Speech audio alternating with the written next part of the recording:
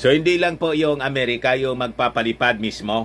Tulad ng Poseidon, yung Navy aircraft po na nakita ninyo na umaali-aligid abang sinasagawa yung resupply mission na ikinagalit po ni Robin Mao. Bakit anya hindi natin kaya?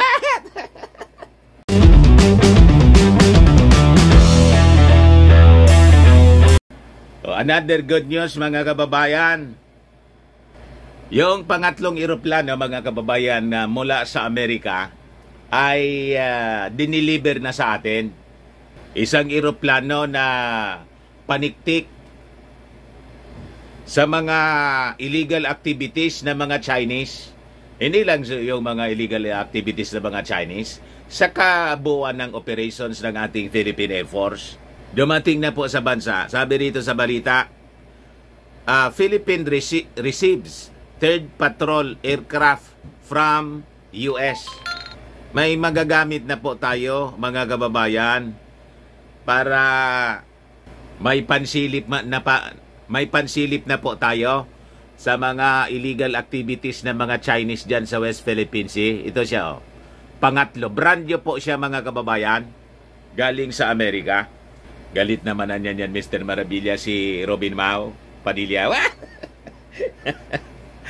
Kasi nangingialaman niya sa atin yung mga Amerikano. Ignorante ba siya? 1951 pa, may Mutual Defense Treaty tayo. Siyempre, mangingialam sa atin dito. Kasi legal yung pangingialam nila dito sa atin. Ang illegal po, yung mga Chinese. Kasi wala tayong Mutual Defense Treaty sa China. Gusto rin nga makipagbalikatan sa atin. Walang walang legal basis, mga kababayan, yung presence nila dito sa atin. Pero yung Amerika po, authorized sila under the Mutual Defense Treaty. Tama po? At saka, hiningi natin yung tulong. Humingi tayo ng tulong kasi alam ng ating pamunuan. Kahit nga ni Mao Diggs noon, na tayo po walang capability. Kaya ang tamang direction po, engage our treaty ally para sila tumulong sa atin, lumakas ang ating defense. Kaya nga, Mutual Defense Treaty. Hindi maintindihan po ni Robin Mao.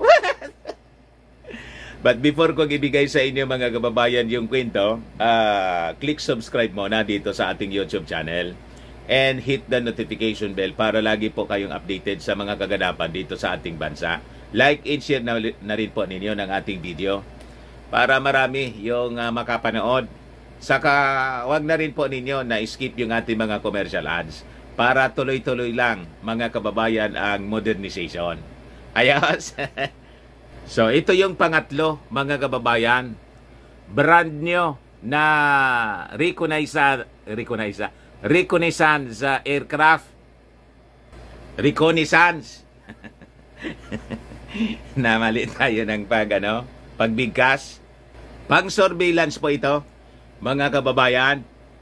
So, sabi rito sa balita from the Philippine Daily Inquirer, the Philippines on Tuesday received the third brand new Cessna 208B Caravans Intelligence, Surveillance, and Reconnaissance or ISR aircraft galing pong Amerika.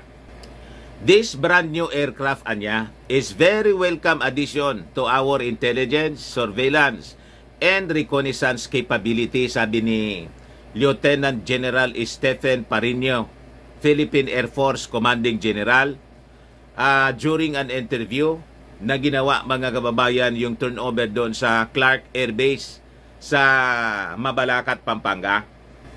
It will also boost our capability in missions of law enforcement, terrorism, and maritime domain awareness, lalo dito sa West Philippine Sea.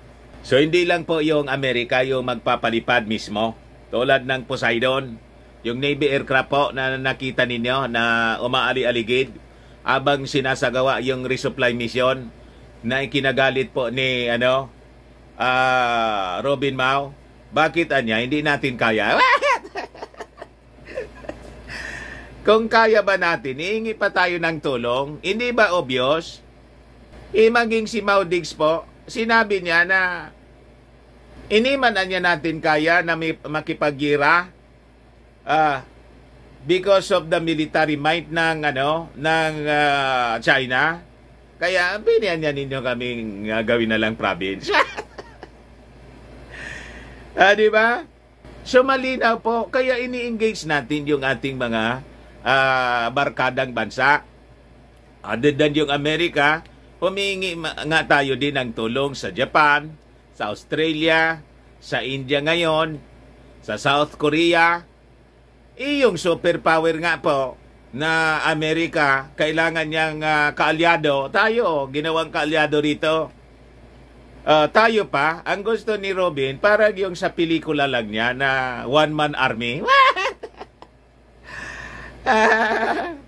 Malayo po, Senator Robin Mau sa pelikula. Ang totoong buhay, hindi pwede po yung style ninyo na ginagawa sa inyo mga pelikula na one-man army. Di ba? Yung Amerika nga, may NATO, North Atlantic Treaty Organization. The Allied Forces.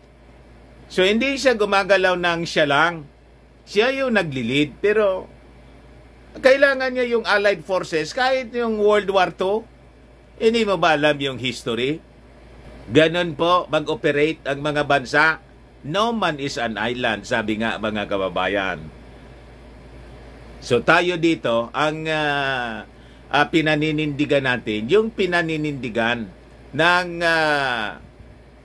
the like-minded nation, the international order, world order, na gustong baguhin po ng mga Chinese because of their expansionist policy ngayon. Kasi lumakas na yung kanilang ekonomiya at ang kanilang military. Understood, Robin Mau?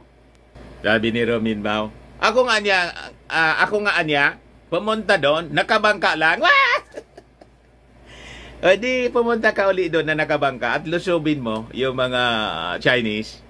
Hindi yun madadala sa angas.